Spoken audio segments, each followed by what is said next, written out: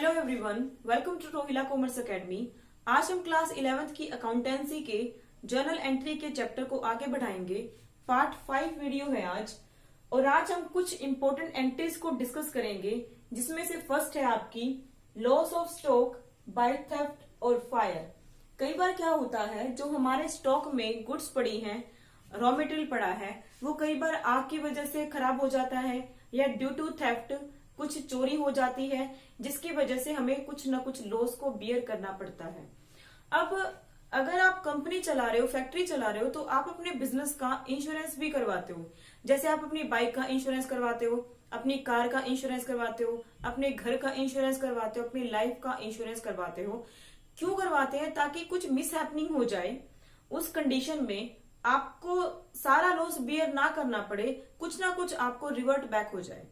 तो उसी के उस पे हम क्या करते हैं कि हमने कुछ स्टॉक को इंश्योर्ड करवाया हुआ था, या सारे स्टॉक को इंश्योर्ड करवाया हुआ था, जिसमें से हमारा स्टॉक जल गया, नष्ट हो गया, खराब हो गया, या तो जलने की वजह से या फिर चोरी होने की वजह से।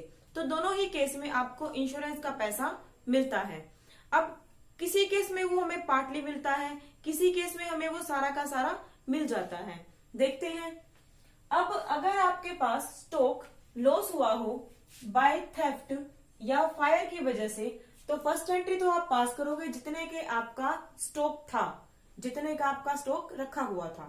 तो first entry loss of stock by theft और फायर अकाउंट डेबिट, क्योंकि इसकी वजह से हमें लॉस हुआ है। और रूल ऑफ द एंट्रीज क्या कहता है कि जितने भी आपके लॉसेस हैं सबको हम डेबिट करते हैं। टू परचेजेस, और क्योंकि वो स्टॉक था, तो स्टॉक को जब हम परचेज करते हैं, यानी आपके पास गुड्स आती है, तो हम उसको परचेज के अंडर डालते हैं। और अगर हमारे पास गुड्स का नुकसान भी होता है, तो भी हम उसको परचेज के अंडर ही रखेंगे। नेक्स्ट है फर्स्ट एंट्री इंश्योरेंस के रिगार्ड में। आपने इंश्योरेंस करवाया हुआ है, तो एंट्री पास होगी आपकी इंश्योरेंस कंपनी अकाउंट डेबिट, क्योंकि हम उस लॉस को इंश्योरेंस कंपनी के अंडर डाल रहे हैं। To loss of stock by theft और फायर, आग की वजह से या चोरी की वजह से जितना भी हमारा नुकसान हुआ है, अब इंश्योरेंस कंपनी आपको पैसे पे करेगी।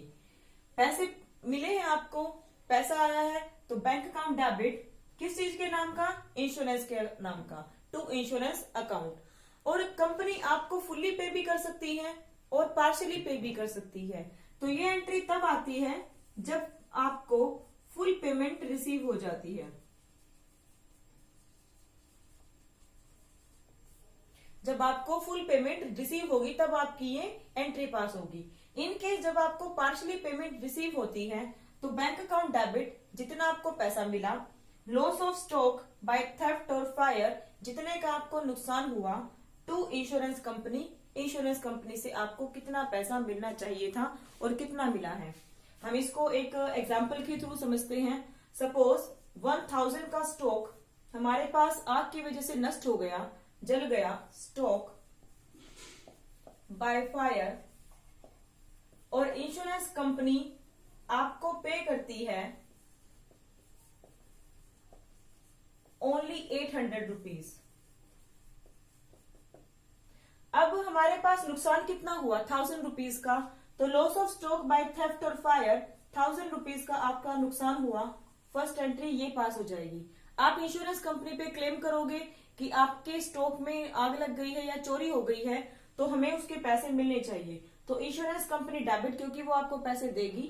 1000 का हमारा नुकसान हुआ है। अब अगर आपको फुल्ली पेमेंट मिल जाती है, इन केस हम इस चीज को छोड़ देते हैं 800 वाली को कि हमें इतना पैसा मिला है, हम ही देखते हैं कि पहले हमें फुल्ली पेमेंट मिल गई है। इन केस अगर फुल्ली पेमेंट आपको रिसीव हो जाती है, तो आप ये एंट्री पास करोगे कि 1000 का हमारा स्टॉक था जिसका नुकसान हुआ, और वो हमें 1000 रुपीज मिल गए हैं।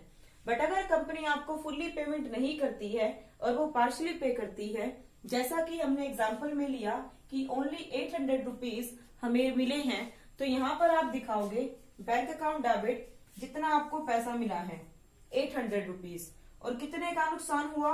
200 का, क्योंकि हमें इंश्योरेंस कंपनी से मिलने कितने चाहिए थे? 1000 रुपीज। तो 800 रुपए हमें मिलने चाहिए थे बैंक अकाउंट डेबिट, बट हम लॉस मिले कितने, हमें 800 रुपए, मिलने चाहिए थे 1000, तो जो नहीं मिला वो हमें 2200 का लॉस हो गया। और उस लॉस को आप प्रॉफिट एंड लॉस अकाउंट में ट्रांसफर कर दोगे, क्योंकि लॉस हमें हुआ है तो वो प्रॉफिट एंड लॉस के अंडर आएगा। तो ये एंट्री थी आपकी loss of stock by theft और फायर। अगली एंट्री हम लेते हैं, कोई भी असेट अगर आपने परचेज की या कोई भी असेट हमने बेच दी, तो आप क्या एंट्री पास करोगे। आप इस चीज को ध्यान रखो कि अगर आपने गुड्स को परचेज किया है या गुड्स को सेल किया है, तो उस केस में आप परचेज और सेल वर्ड यूज करते हो। गुड्स को परचेज किया है या हमने सेल किया है, तो उस केस में हम परचेज और सेल वर्ड यूज करते हैं। बट अगर आप कोई असेट्स को परचेज करते हो या असेट को सेल करते हो, तो आप उस पर्टिकुलर असेट का ही नाम रखोगे। सपोज मैंने फर्नीचर परचेज किया, फर्नीचर परचेज्ड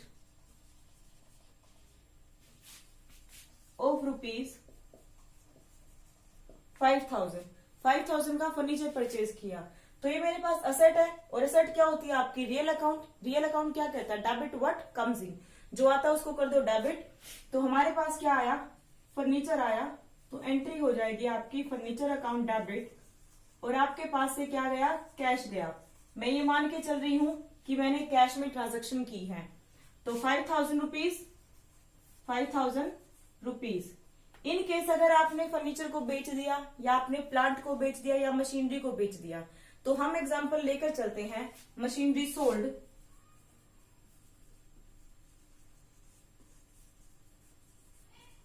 ऑफ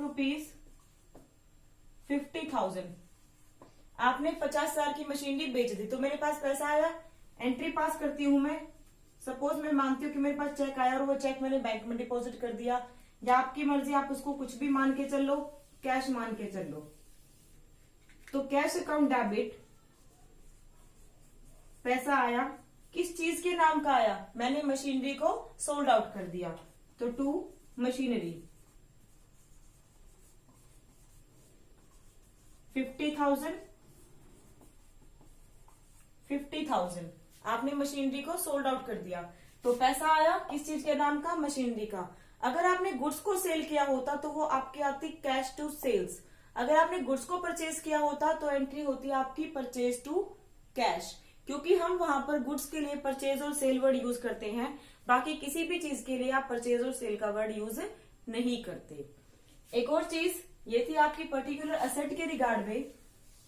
एक और चीज आपकी, मैंने आपको अकाउंटिंग टर्म्स का चैप्टर जब करवाया था, तो आपको रिवेन्यू एक्सपेंडिचर और कैपिटल एक्सपेंडिचर के बारे में बताया था कि कैपिटल एक्सपेंडिचर वो होता है जिसका बेनिफिट आप मोर देन 1 ईयर यूज करते हो, और रिवेन्यू एक्सपेंडिचर वो होता है जिसका बेनिफिट आप विद इन 1 ईयर कंज्यूम कर लेते हो, sorry benefit with in 1 year consume कर लेते हो। अब अगर किसी भी पर्टिकुलर एक असेट को आप परचेज करते हो और उसको लाने से लेकर इंस्टॉल करने तक का सारा खर्चा हम उसी असेट के अंडर डालते हैं, रूल कहता है। क्योंकि कैपिटल एक्सपेंडिचर के ऊपर जितना भी आपका खर्चा होता है उसको कैपिटल एक्सपेंडिचर ही ट्रीट किया जाता है। सपोज मैंने plant purchase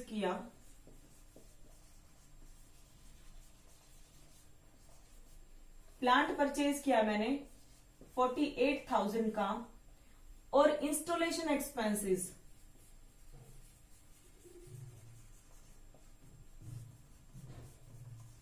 on this paid wages to workers for installation 2,000। तो आप ये ध्यान रखो, अगर ये वेजेस मैं सिंपल वर्कर्स को देती, इस प्लांट के लिए नहीं देती, तो एंट्री पास हो जाती है आपकी wages account debit to cash 2,000। But यहां पर बात क्या आई है, मैंने वो पर्टिकुलर खर्चा एक प्लांट को इंस्टॉल करने पे किया, कि आपका प्लांट परचेज किया 48 में, उस पर हमने इंस्टॉलेशन चार्जेस लगाए 2,000, उस पर हमने वर्कर्स को वेजेस दी उस प्लांट को इंस्टॉल करने के लिए 2,000। तो ये आपके दोनों खर्चे प्लांट के अंडर ही कंसिडर किए जाएंगे, क्योंकि मशीन को या प्लांट को लाने से लेकर लगाने तक का सारा खर्चा उसी पर्टिकुलर असेट के अंडर आता है। तो आपका प्लांट कितने का माना जाएगा? 52,000 का। एंट्री पास क्या होगी आपकी? Plant account debit to cash, या अगर बैंक से पैसा गया है तो आपका बैंक आ जाएगा यहां पर 52,000। अब अगर मैं बात करती हूं कि मैंने बिल्डिंग को परचेज किया या बिल्डिंग के लिए कंक्रीट मैंने ब्रिक्स वगैरह परचेज की, तो वो अलग से ब्रिक्स या कंक्रीट नहीं आएगा, वो उस बिल्डिंग के अंडर ही आएगा। सपोज मैं वुड परचेज करती हूँ बिल्डिंग में लगाने के लिए, तो वो वुड का खर्चा नहीं है, वो मेरा पर्टिकुलर बिल्डिंग का ही एक्सपेंस है। तो अगर मैं ब्रिक्स परचेज करती हूँ फॉर मेंटेन द बिल्डिंग, तो आपकी एंट्री पास हो जाएगी building account debit to cash. Suppose मैंने 2000 की ब्रिक्स परचेज की, तो एंट्री पास हो जाएगी आपकी building account debit to cash या बैंक। तो ये थी कुछ इंपॉर्टेंट एंट्रीज जो हमने एक्सपेंस के बारे में थी, एक्सपेंडिचर के बारे में थी और loss of stock by fire की थी। बाकी एंट्रीज में करा चुकी हूँ। इस पर एक लास्ट और लेकर आएंगे जिसमें हमने कुछ डेटर्स को पेमेंट करेंगे कि जितना आपने सामान परचेज किया है आप उसको पे आउट कैसे करोगे, डिस्काउंट पर्टिकुलर किस पर लगेगा, कैश या आपका ट्रेड डिस्काउंट कैसे कैसे कंसिडर किया जाएगा। आई होप आपको मेरी ये वीडियो लाइक होगी, तो इसको लाइक करें, शेयर करें एंड मेरे चैनल को सब्सक्राइब करें। वीडियो को देखने के लिए धन्यवाद।